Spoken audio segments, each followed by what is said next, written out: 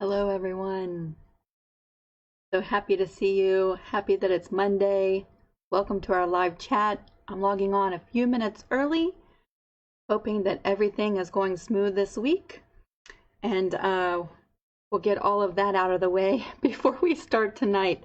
It is 7:58, and I just want to make sure that we are not lagging like we were last week. That was a little stressful. And if you're joining us, I would hope that you say hello and give a shout out where you're from. I have my phone here. I'm just going to do some double checking before we get started tonight with our slideshow and topics. So if you're here, say hello. Tell me, how has your weekend been? Feel free to chat amongst yourselves while we are doing our live chat tonight. Let me know if you can hear me okay. I'm hoping that we're not having a lagging issue this week. We'll see. I don't see where I have popped up on our group, but I see that 6 people are here, so there we go. All right. Hello, Olive, Maureen, and my mom. Okay, I think we're doing good. Is it lagging? And can you hear me? We'll just get that out of the way before I go into our chat for this evening. And I cannot find my glasses. I'm going to be struggling a little bit this evening. I'm not going to say they're lost. I have just misplaced them somewhere. You sound and look good. Okay, perfect. So with my glasses being missing in action, I'm going to really struggle reading your comments tonight. So we're just going to say that if I happen to catch it on the screen, then that would be great. But they go by so quick that more than likely I'm going to read all of the comments when we're done with the live chat tonight. After we're finished, I'll go through and read everything. So I'm really happy that you're here. I'm happy that we seem to be working well this week, and I have some really fun stuff to share with you. So as we get started, before we dive into the pictures and the topics for this week, I just want to prepare your hearts for a challenge at the end of this week's live video. So prepare your hearts and be open to a little bit of a challenge before we leave for tonight. And it's going to be a challenge for this upcoming week. So stay tuned. And if you have to leave before we're done tonight, come back tomorrow or the day after, or when you get a chance. Skip through to the part that you missed at the end so that you can participate in our challenge. So I'm really glad that you're here. Let's see. It seems like everything is going good. Jody says she has been fishing and the state fair. I think our state, Virginia, is doing their state fair or just got finished with their state fair. And I wish I would have known that because I would have loved to have gone this past weekend. Who would not like some fried food on a stick and maybe catch a quilt show? All right, so we're going to go ahead and get started for this week. And to get started, I'm going to minimize this screen, so it's going to just take a second. And we're going to start this week's chat with our slideshow. Slideshow, where'd you go? All right, there we go. I'm not quite sure why I chose to do live videos on Monday evenings, because Mondays I sort of seem out of sorts coming out of the weekend. Am I the only one who feels like that sometimes on Mondays? But it seems to work well. It's just, y'all bear with me while I try to get my thoughts together. And I've been a little bit tired today, so hopefully everything goes smoothly. We'll see. All right, this week's slideshow, we're going to start with Maureen. And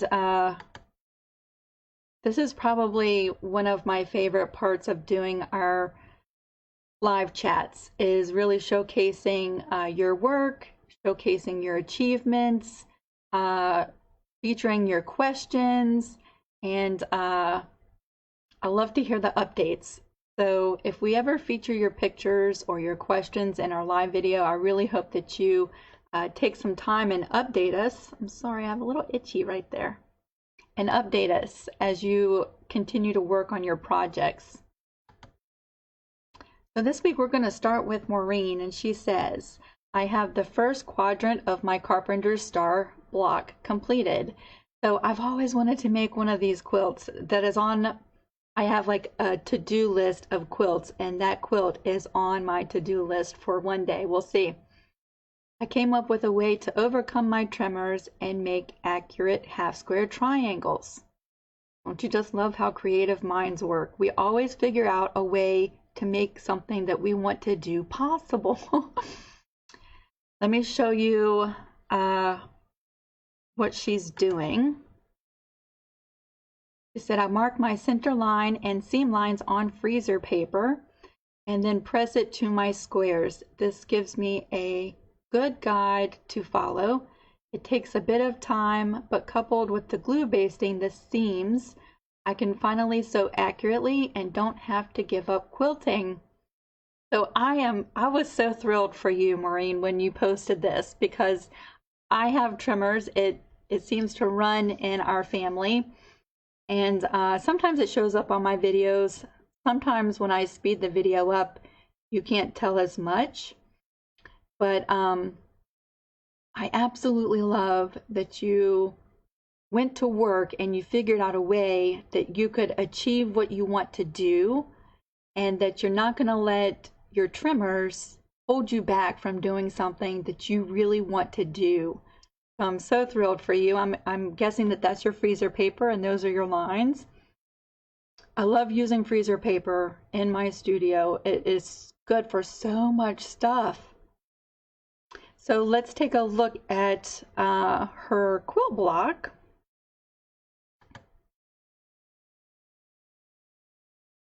There we go. It's turning out so fantastic. I'm wondering, is this going to be an all blue and white quilt? I could share a picture with you of something I'm working on that's all blue and white, and I've always wanted to do an all blue and white quilt and a quilt that's all red and white. So I'm curious, is your quilt going to be all blue and white? And I'm really hoping that you update us on this as you go along. But I'm so happy for you. This is so exciting. And I'm so glad that you do not have to give up something that you love doing. I think that that is awesome. I'm so thrilled for you. Maybe you sharing that tip will help somebody else who's having problems doing an accurate half-square triangle.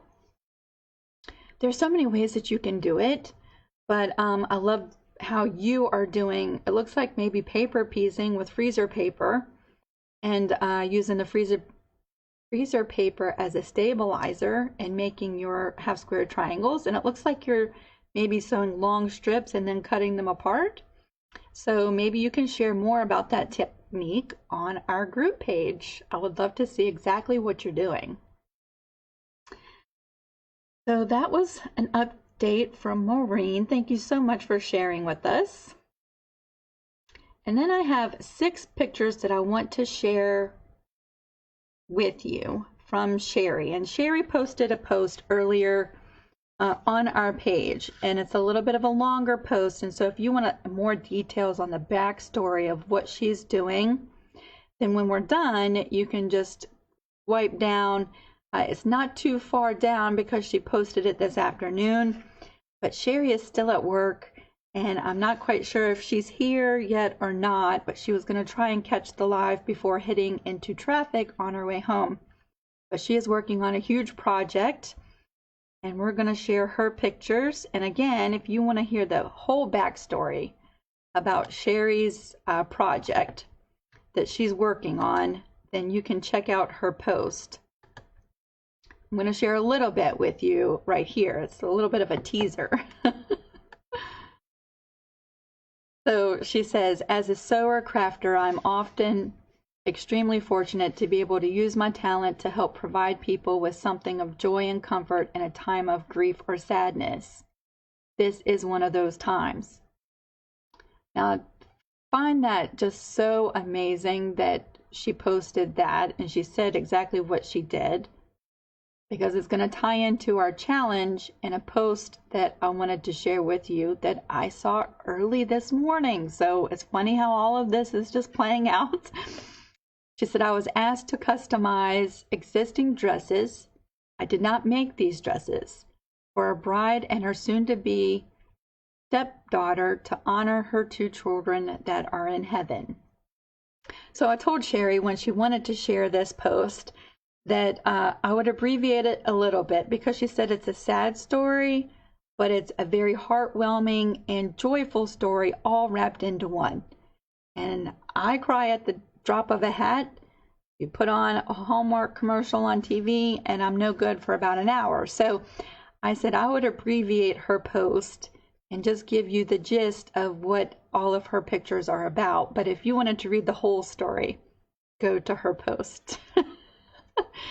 But I can already tell you that this project she's working on has got to be so, so special.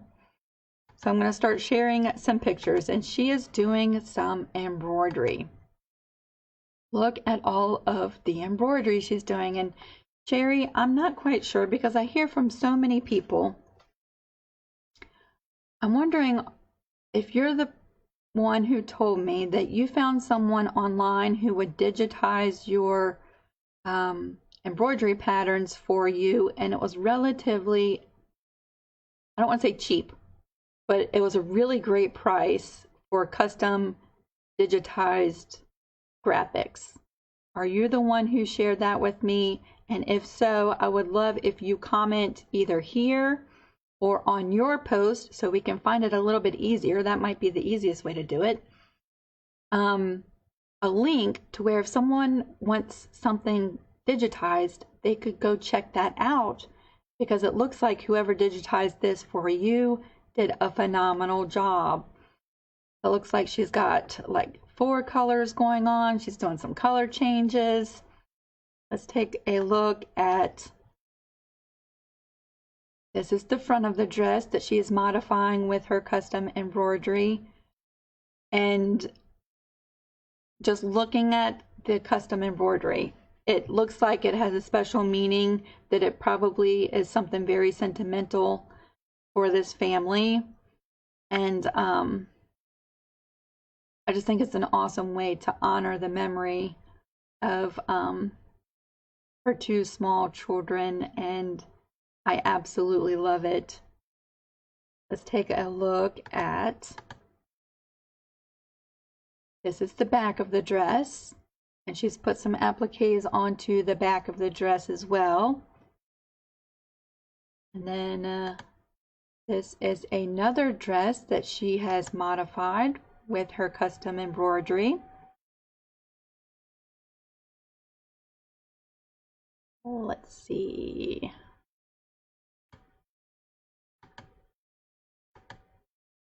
We're going to take a really close-up look at these embroidery. I want to call them appliques because you're applying them to the dress. We'll call them appliques this evening. There might be a better word for it. But wow, yes, whoever digitized this for you did a phenomenal job. It is so professional looking. It is very crisp and clean. And your machine looks like it's doing a phenomenal job stitching these out. So you'll have to give us some background on exactly how you're stitching them out. What are you stitching them on? Because I can't quite tell looking at the pictures what you're stitching them on. And what kind of stabilizers are you using? And how are you cutting them out? So I have all kinds of questions for you, Sherry. And so I'm hoping you go into some details about the technical side of exactly what you're doing. I've never made patches, and so I would love to learn how. Thank you so much for sharing, Sherry. And she did say that she was going to hopefully be here. I'm not quite sure if she's here, and I can't read without my glasses. So, Sherry, if you're here, thank you so much for sharing this story with us. And I'm so glad that you did. So remember, when we're done, go check out Sherry's post. It's from earlier this afternoon, and you can read about the whole story. And Sherry, I hope you update us with some technical advice on your project. So let's see. Those are all of the show and tell pictures. Now I do have some other pictures that we're going to talk about in our topics area. And so we can go ahead and move over there and bring that screen up. And while I'm waiting for the transition of that, I'll just go on to my phone and see if I can see some comments.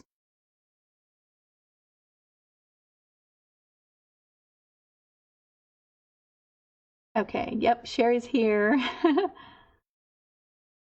She says she does have an online digitizer, very inexpensive, $5 per design. I'm hoping that you share a link. Maybe not, you don't have to do it in the comment section here because I feel like it might get lost. But if you share the link in your post, that would be so helpful. Because, you know, a lot of people love to do embroidery, but they're not so interested in learning how to digitize.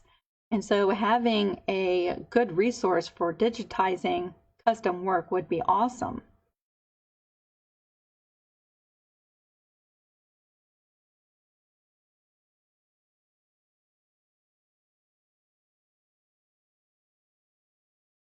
I'm so happy to see everybody. It doesn't look like we're lagging. That is so good. Yay! Wow, I'm just excited to see everybody. And I'm going to go back when we're all done with tonight after I log off and really read everyone's comment. Hopefully I'll find my missing glasses before then. So we're going to go ahead and move into the slideshow. Or no, not the slideshow. We just finished with that. We're going to go in and talk about some topics this evening. And let's see, I have 1, 2, 3 topics. And so I think it's going to be a little bit of a shorter chat this evening with you unless we really go into detail some of these things. But at the end, I'm hoping you stick around or at least come back if you have to leave before then, because I have a little bit of a challenge for this week. So let's bring up our first topic, and that is from Mrs. Ashley. The topics, where are you? Where'd you go?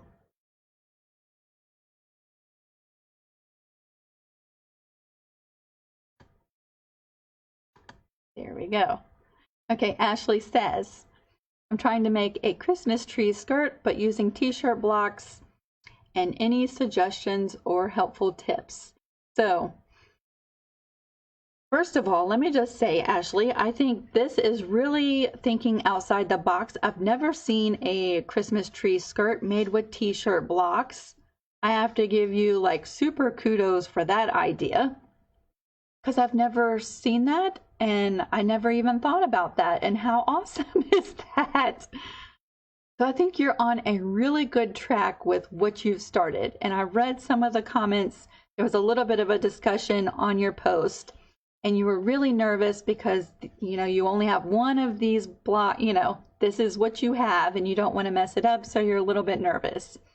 So I'm going to give you 3 directions to go with this, and I'm hoping that while it might not answer your question specifically right this minute, it might give you a good direction to go towards a way to try to figure this out. So the first suggestion that I have is I went on to Google and I did a search for Christmas tree skirt patterns. and this one came up, and the number is 8284. It's a simplicity pattern, and it said that it was available on Amazon. So if you're someone, you know, not everybody can just put something together. A lot of people, or the majority of people, need some kind of pattern to work with, and I'm even the same way. Even if I make the pattern, I have to have something tangible to look at in order for my mind to grasp it, right? And so if having a pattern would be helpful, there's so many out there. Try going to Pinterest and searching for tree skirt patterns. You can go to Etsy and look for tree skirt patterns. You can go to Amazon, and I think Amazon is where this pattern is located. And I'm not sure how old this pattern is. It might be something that is still available in places like Joann's or Walmart. And so if you Google that number, Simplicity 8284, it might give you some resources. But that's one direction. Find a pattern that you can incorporate your t-shirt blocks into. That's one way. Another way, which is one of my all-time favorites, is go to YouTube. That's always one of my first bits of advice when someone has a question for me. You know, I haven't made any videos on tree skirts, but there are so many out there, and this is a thumbnail. This was a picture of a tutorial that I found on YouTube, and all I did in the search box on YouTube was how to make a tree skirt. And so many videos popped up, and a lot of them walk you step by step on how to make all different shapes of tree skirts, circle ones, hexagon ones. So maybe watch a tutorial or two before you start messing with your t-shirts, and take notes and watch several videos and see if you don't come up with some ideas that way. And then I have one last thing that I can share with you to maybe give you some direction. If you want to make your own pattern using some techniques that you saw in a YouTube video, then maybe something like this would work for you. And I just went and just did a quick, simple hexagon shape. I divided that into 6 shapes. So it's like 6 pieces of pie or a hexagon pizza, right? And so the yellow hexagon would be the shape of your tree skirt. Divide that equally into 6 parts, and then work on each part individually. And the little red blocks represent your t-shirt block. You could make your complete triangle shape out of patchwork or one solid piece of fabric. If you did patchwork, then you could sew in your t-shirt block as patchwork, like you sew it into a t-shirt quilt. Or you could treat your t-shirt block as an applique piece, a larger applique piece. Make your triangle piece and simply applique your t-shirt block onto that piece. Make your 6 pieces and then sew them together. You could quilt it at that point, or you could just do what we call like an envelope finish, where you just lay the back facing up and the pretty side of your tree skirt facing down, and sew around all the edges and flip it right side out. So there's all different ways that you could finish it. But just off the top of my head, brainstorming, I thought, you know, you could keep the hexagon shape, which I think really makes an awesome looking tree skirt, and just divide it into 6 pieces and treat it much like what you see here on the screen.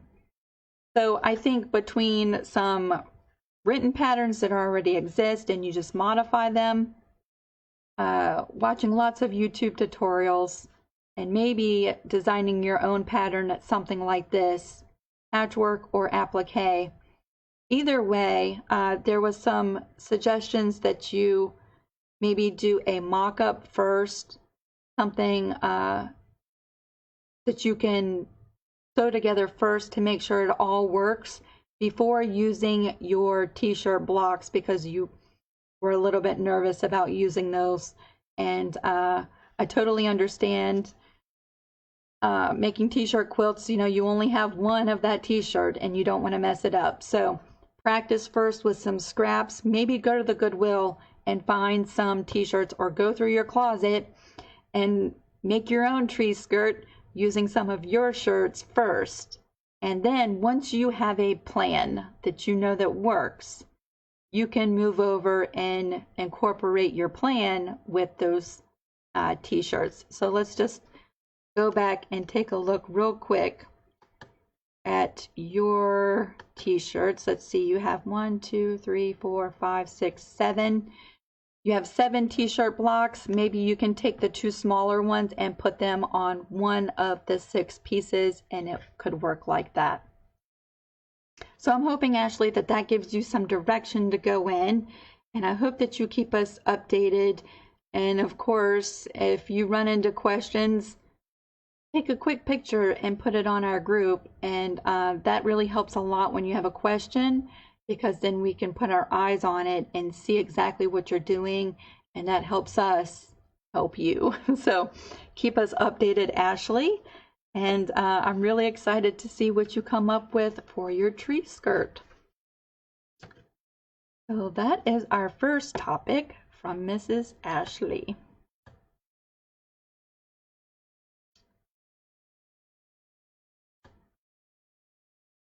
This next topic, we're going to talk about some basting and quilt backs. And I just want to make sure before we get started that I am still going and I'm not just sitting here talking to myself.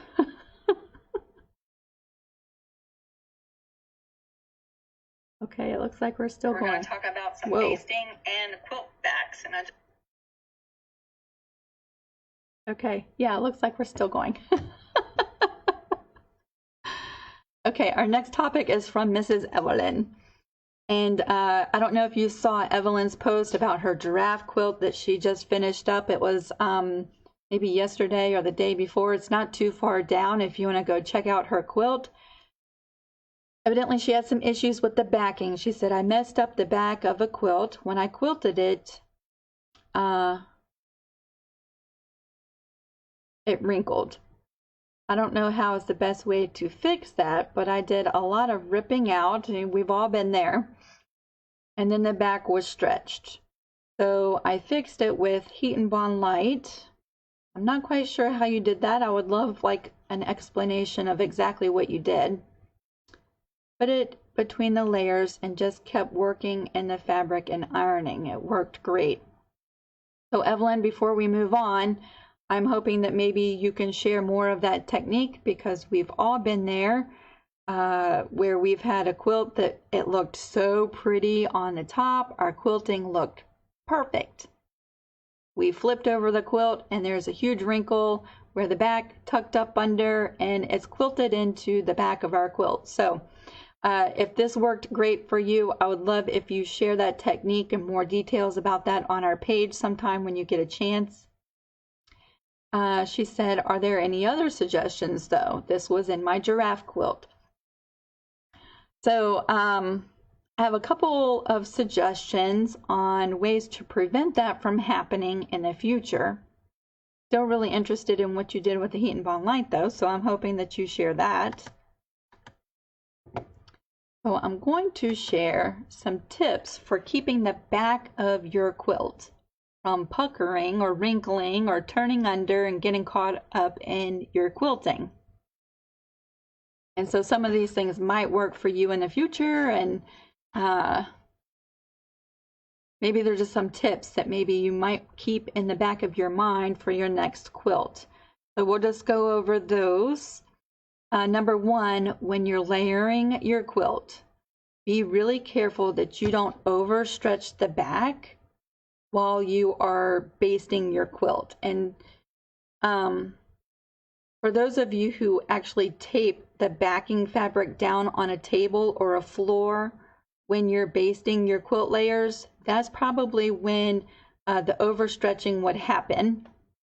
I don't think if you're using pool noodles or a quilting frame that that would be an issue. But if you are laying your quilt back down on a table or a floor and you're taping it into place, make sure that you're not overstretching that back while you're doing your layers, because when you take that tape up and you start moving the quilt, it's going to naturally want to pull back in, and that would create some tucks or some folds or some wrinkles, whatever you want to call that.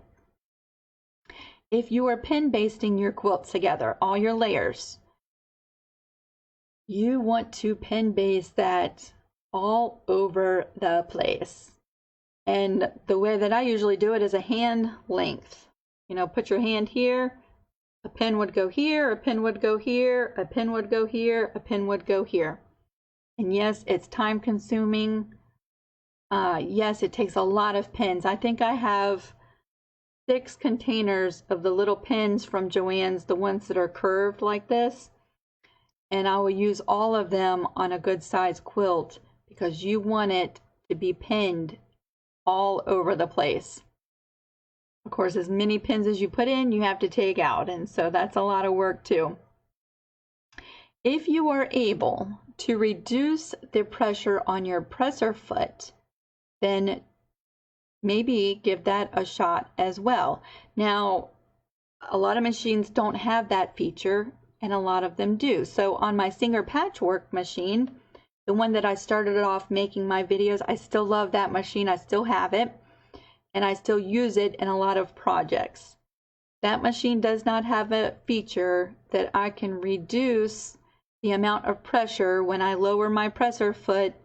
That pressure is the same. There's no adjusting it. However, on my newer machine, the Juki, there's a little dial on the back of that machine, and I can adjust the amount of tension and pressure that when I lower my presser foot, that pressure can be adjusted. That helps a lot. And I'll tell you, it really helps in t-shirt quilts. If you're making t-shirt quilts and you're able to adjust that pressure and lower it a little bit, it really, really helps. And it prevents the pressure on the top of your quilt from, let's see, if you're sewing along, it's going to push the top of your quilt one way and the bottom of your quilt's being pushed the opposite way. So check that out. You can also increase your stitch length, and that really helps also reduce a lot of the pressure in your stitches. You can baste your quilt with long lines of long stitches and then remove that when done. So if you're not a huge fan of basting your quilt with pins, you could throw that quilt onto your machine and set it on a straight stitch, the longest stitch it will go, and do some basting that way. Just run your quilt, put on the walking foot, and just run your quilt through there. Those long stitches, you can just cut them and pull those long stitches out, and it acts as a basting for your quilt in place of the pins. So maybe that's an option for you. Another thing that I found really helpful to prevent a lot of the puckering is to use a flatter batting and a batting that has cotton in it. And the reason I say that is because the polyester battings, even though I love them because I love a lot of loft in my quilts, what happens is I've found that the polyester is a little bit slippery.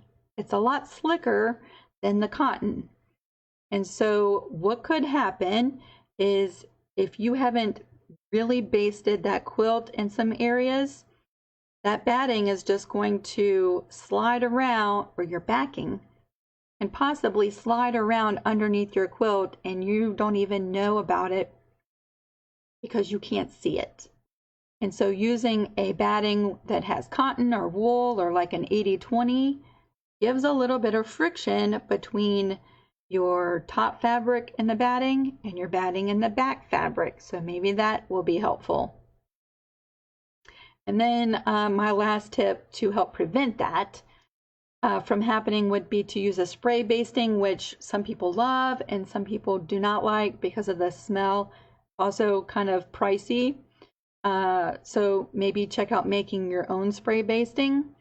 or use a fusible batting. And I've never used a fusible batting.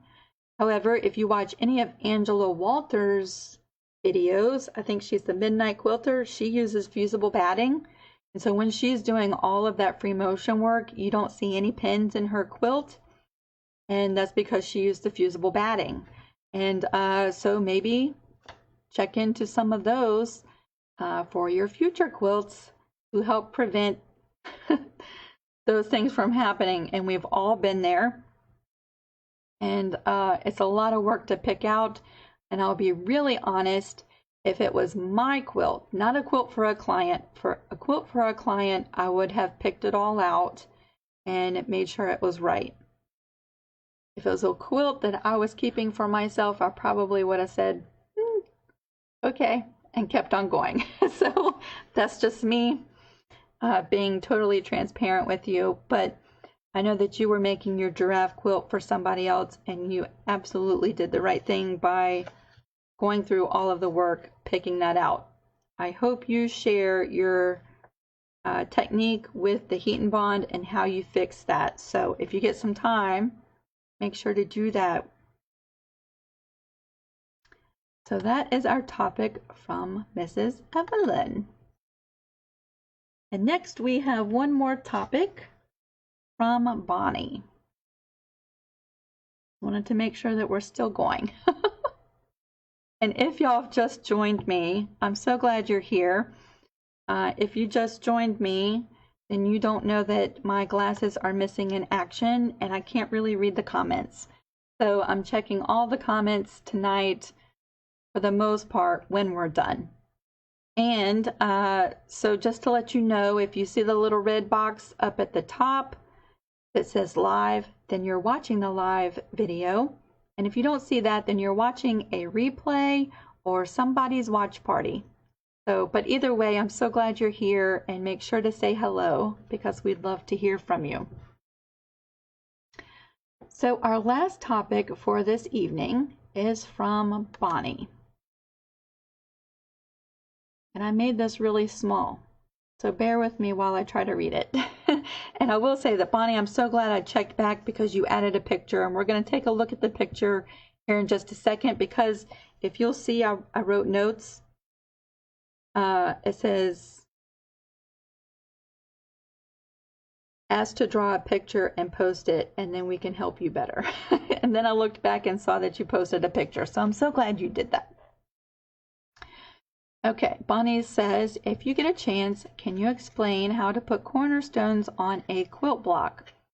I'm trying to make my next quilt, and I thought I would use a square in the center of the block, turn to where the corners are facing up and down, and from left to right like a square diamond. And so immediately I thought square and a square block, and then add a corner square on each side with strips on top and bottom, and on each side between each corner square.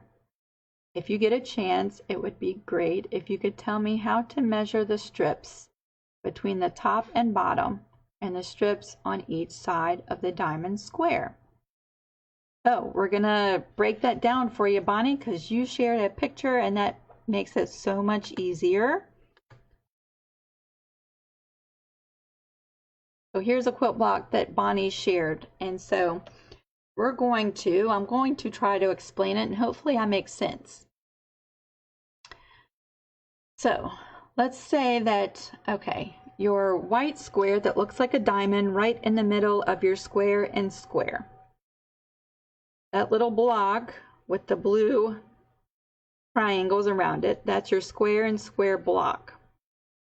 Let's pretend that before your block is finished, that square and square block measures 2.5 inches.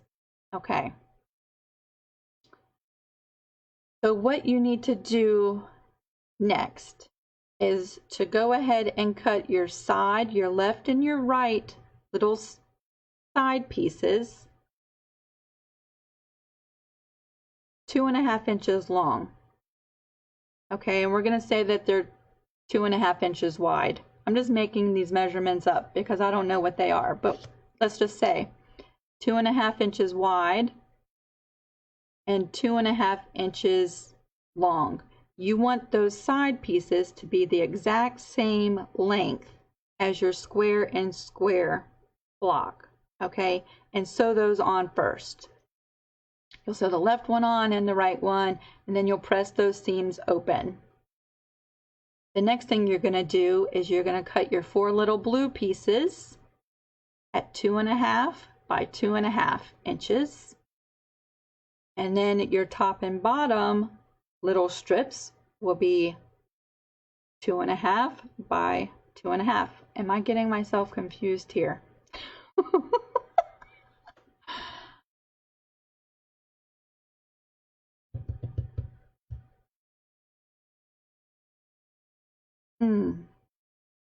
Maybe I'm wrong. Maybe I should have wrote down some measurements so that it all makes sense. Because now I'm put on the spot and I'm drawing a blank. Your little side pieces need to be the same exact length as your center square in a square block. And then those little cornerstone pieces, which you're saying the cornerstones, need to fill in those empty spaces. They need to be the same width as your corner pieces.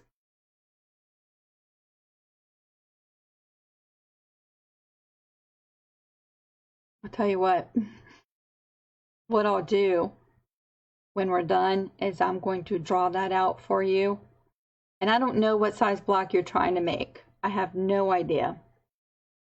So maybe that would be helpful, Bonnie, is you tell me the finished size block that you want to make, and I'll tell you exactly the size pieces that you need to cut, because I think I'm confusing myself here, and maybe not. But yes, add your left and your right pieces first, and that gives you a longer piece like this. Then you want to assemble 2 more additional pieces. Okay, you'll set that middle section to the side. You'll sew your cornerstone, your little sashing piece, and your cornerstone, and that'll be a thinner, long strip that you attach to the top. And you'll repeat the process for the bottom. Okay, so what we'll do is you tell me the finished size block that you want to do, and then I will draw that up for you and either send it to you or post it. However you send me the measurements is how I'll give that back to you. But I think what you're going to find out is that once you make it, you're going to say, oh, that was really simple. And sometimes we have a tendency to really overthink and overcomplicate something. But when you're new and you're trying to dissect a quilt block, it can be really confusing. And so I'm glad you shared a picture because I was going to ask you to do that. And so, yeah, I'm really glad that you did that. What will be helpful is maybe tell me the finished size block, and I'll tell you some measurements of the size pieces that you'll want to cut. And I'm wondering, what are you going to do with this block, Miss Bonnie? What kind of quilt are you making? And have you shared pictures of that on our group page yet? I haven't seen, maybe I have seen it and it's drawing a blank. It's Monday. So those are our topics for this evening. Bonnie, go ahead and get with me. Tell me the finished size block, or no, yeah, tell me the size block that you want to make. And we will get you all figured out. So that's all of our topics, and we're running a little under an hour today, so that gives me a few minutes to talk about our challenge. I don't think that I've like issued a challenge since we've started doing our live videos. And so I thought that that would be something that's kind of fun, and I'm just getting all of my notes together. So this morning I was on Facebook creating the post for everyone to share their stuff in for tonight. And I came across a post, And if you want to see that post, here we go. I have shared it on my business page, Lisa Capen Quilts. When we're done, you can jump over there. And I forget how long it is. It's maybe 10 or 15 minutes long, if that long. And her name is Jennifer Allwood. And so Jennifer just happened to show up on my Facebook a couple weeks ago. And I'm a firm believer that, you know, things happen for a reason. Sometimes people are sent into your life for a reason. Sometimes it's for a long period of time. Sometimes it's just for a season. Sometimes they're there to help you. Sometimes you're there to help them. Sometimes it's mutual. You help each other. I don't know Jennifer, but she showed up on my personal Facebook a couple of weeks ago, and I don't even know how she got there. I hadn't followed her page. It was just something that Facebook suggested to me, and I'm so glad they did, because I don't usually click on those suggested posts, but I clicked on hers because she had a really friendly face and her hair is so pretty. And I'm going to tell you, it was like a 5-minute video, and she was talking about like multi-level businesses. Jennifer is she's like a mentor and a creative coach. She's a life coach. She does all kinds of speaking engagements. She does all kinds of workshops, creative workshops. So I haven't like really dug into a lot of research about her. I know that she does workshops, she does speaking engagements, she does, she looks really, really, really busy. But in the last 2 weeks, I've watched every video that has popped up of hers, and I have always come away from watching her videos totally inspired, or with a new idea, or ideas on how to solve an issue with my business or a creative project I'm working on. And so if I could, I would just say thank you, Jennifer, first of all. And she is somebody who I would probably, you know, if you are doing creative works as a business, I am thinking that I will probably dive deeper into some of her workshops and stuff. So maybe I'll keep you updated on that. But anyway, so Jennifer was on my Facebook this morning with a video, and I shared it on Lisa Capen Quilts if you want to go check that out. But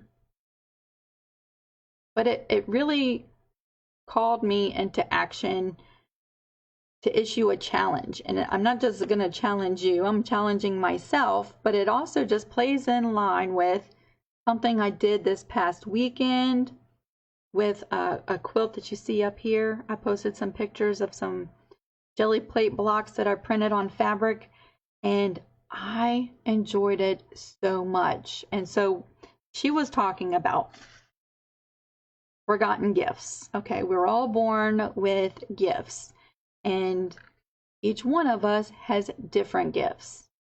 You know, I think Jennifer's gift is speaking and motivating, motivational speaking. Some people can just really just turn on a camera and it's like you're sitting in a room with them, and it just does not seem like there's any effort involved, and they have you from the very first word they speak until they are done talking. She's gifted that way. Those are not my gifts. Okay.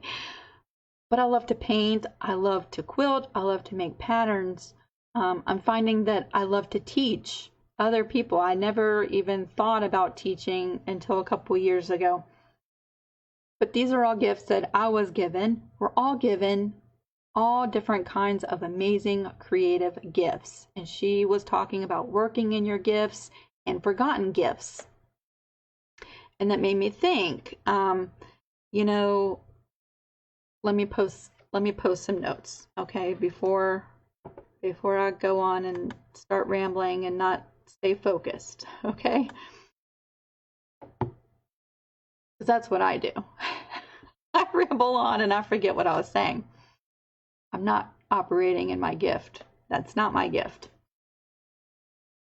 So part of this challenge and some of the stuff that she was talking about that I just want to pass on is to remember something that you used to do that brought you joy, that you just don't do anymore. So when I was 15, I used to sit in the living room with my parents and we watched Bob Ross painting like every weekend on WHRO, and we loved it. And for Christmas, I asked for Bob Ross paints and canvases and little palette knives and books, and that's what I got. And I loved it.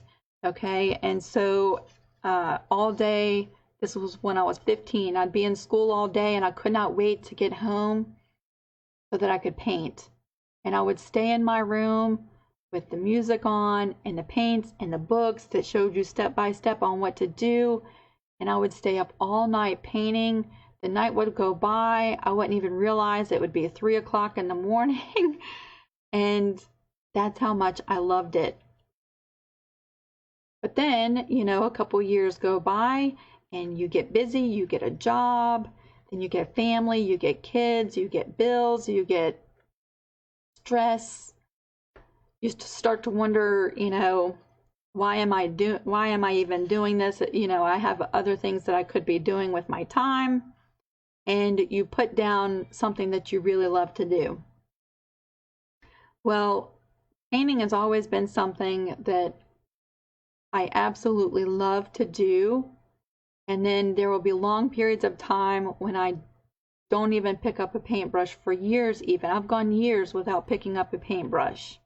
And then when I do, I'm right back in that moment where I am so excited about something.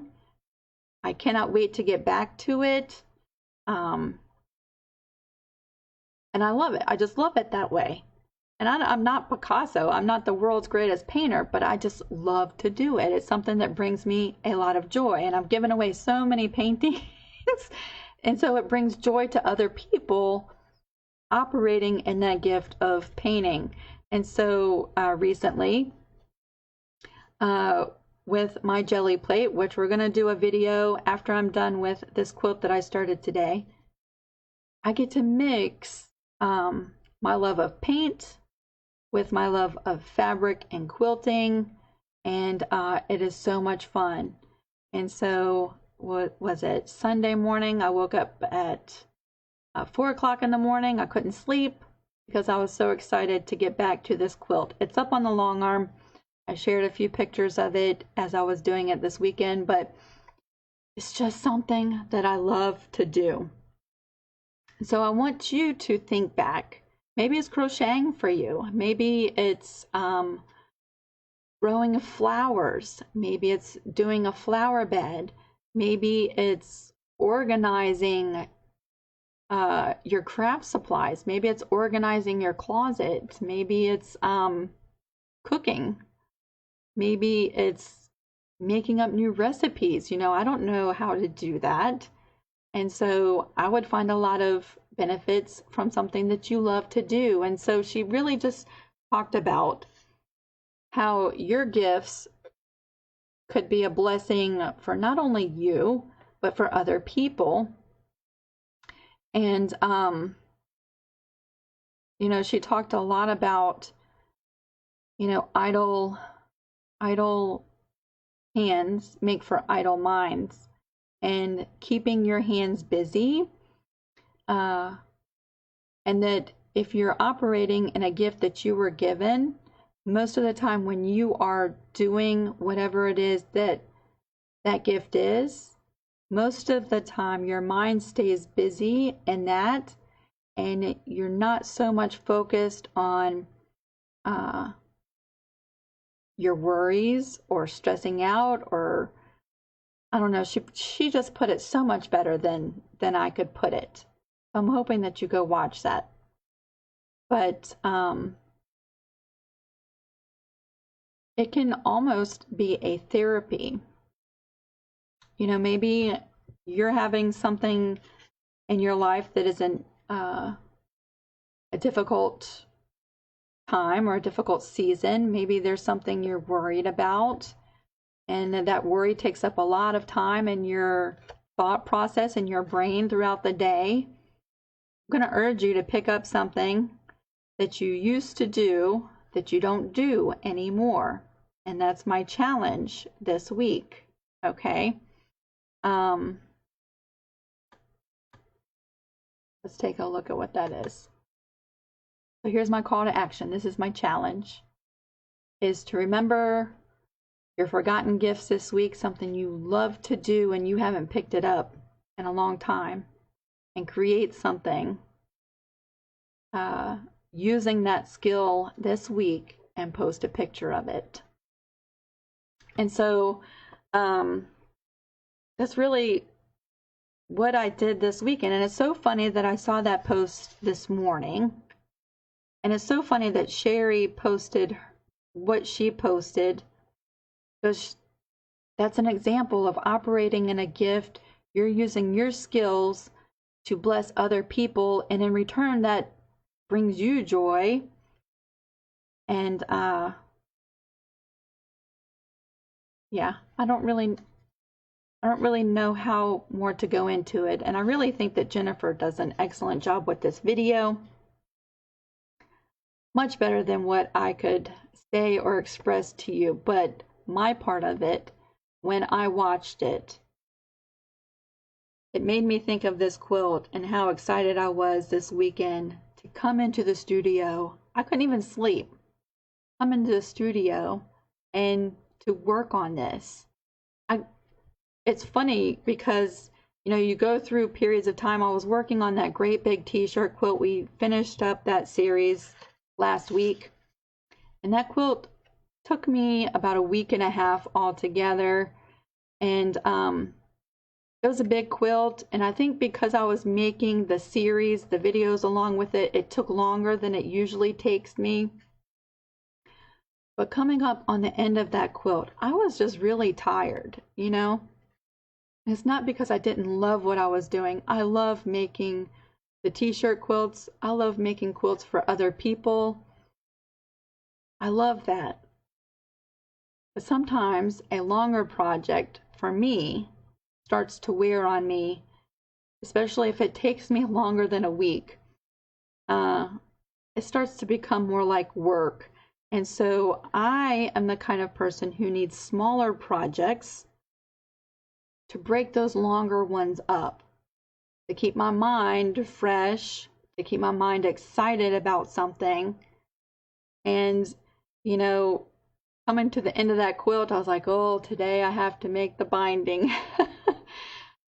But I would tell myself, okay, if you get the binding done and on that quilt by 2 o'clock, then you'll have 3 hours to do something with your jelly plate. And so that helped as a motivator to help me get finished. And like I said, it's not because I wasn't excited about that quilt anymore. I was just getting tired. And that's what happens with my mind if something takes a bit longer. And so find something that you used to do. And I urge you, even if it's not something you're going to finish this week, just pick it up and start something and post a picture. And keep us updated on your thought process about that project.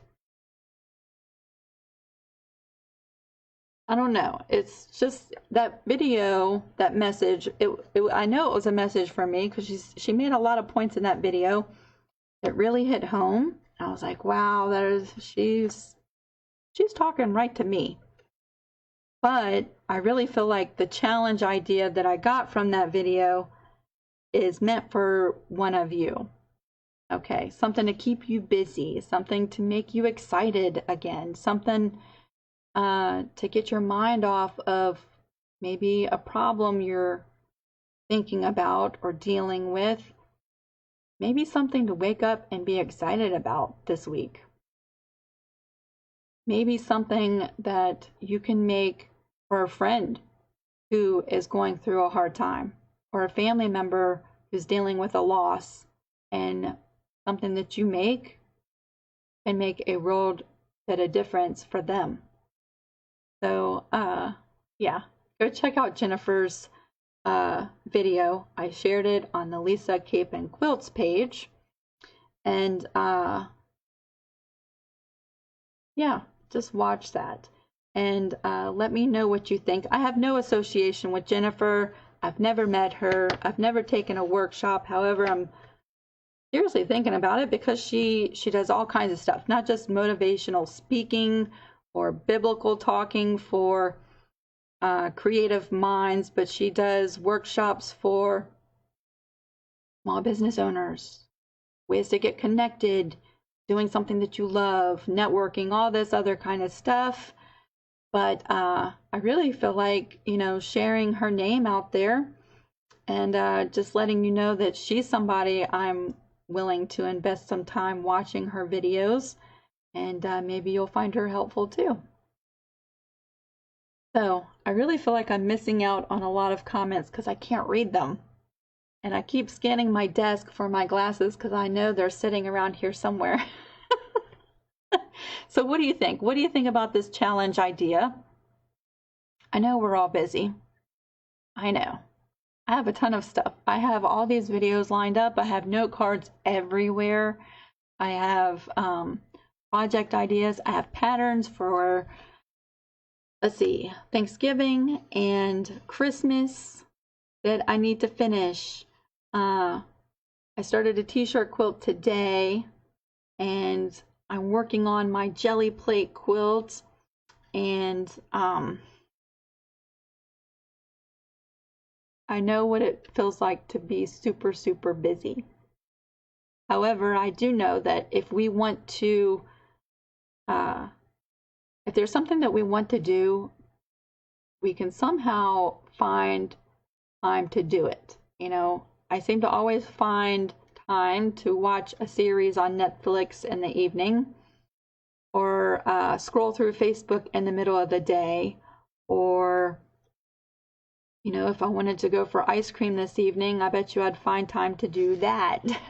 So I think if it's something that you really want to do, even though you're super busy, that you would find time, set aside 30 minutes Wednesday and pull out your knitting stuff that you haven't touched in forever.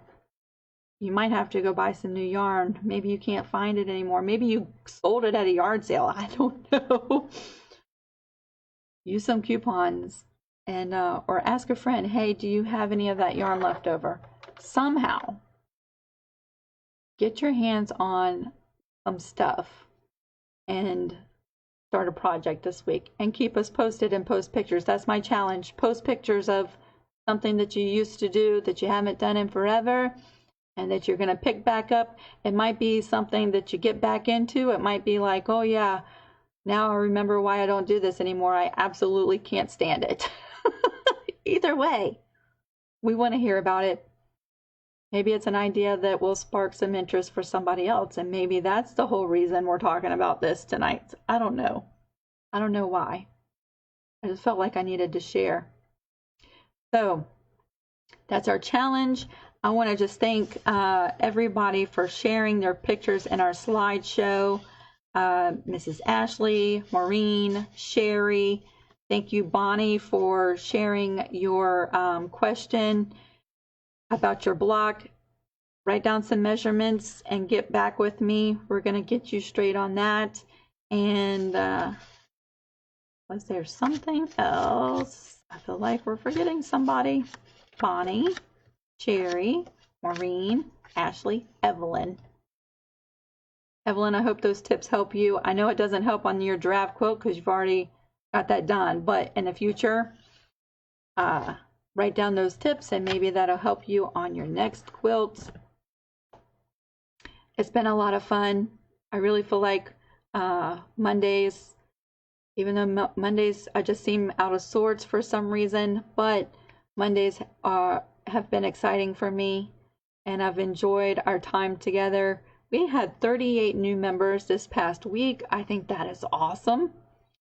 I don't know if it's because you guys are sharing the post on your own personal Facebook pages, or if y'all are searching on Facebook and coming across our page that way, or maybe you're coming over from YouTube. So I would love to know like what directed you here.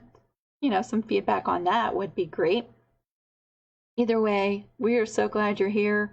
The more the merrier. And it's such a helpful group of people here.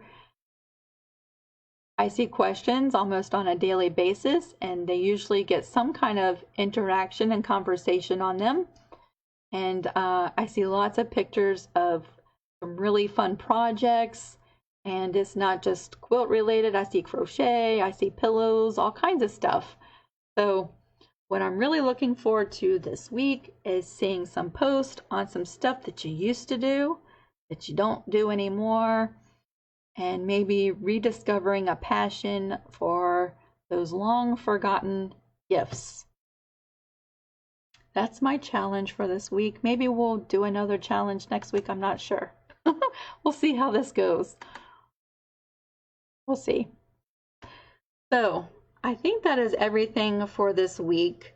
I would love to share pictures of this quilt and the quilting that I'm doing, but I really like to keep this live, really a platform to showcase your stuff. So if you want to see updates on that, you can keep an eye out over here. I do post updates over here, but I also post them on my Lisa Capen Quilts page as well. So I can't wait to show you. And so many people have asked for videos on that. I cannot wait to do a video on that. It might be several videos, but there's so many things I want to share with that quilt. I'm going to show you how to make a stencil using your brother Scan and Cut, and I'm going to show you how to use a jelly plate with a stencil. I checked out some new fabric paint. Well, it's new to me. They're not new fabric paints. The Jacquard metallic fabric paints. I used those on this quilt. They're phenomenal. There's just so many things I could talk about that quilt, but we're saving that. I'm getting off topic.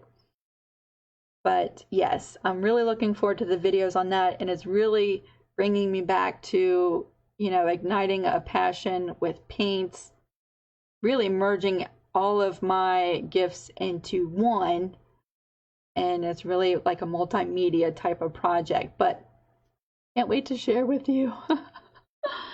So thank you so much for joining me tonight. I can't wait to start seeing your post, and I'm going to go ahead and log off for this evening. I'm going to look for my glasses and start reading all of your comments. So I hope you have a fantastic week. I cannot wait to start seeing your post, and I really look forward to seeing you next Monday. Have a great night, everybody. Thank you all for sharing. Bye. Now comes the awkward part of trying to turn everything off.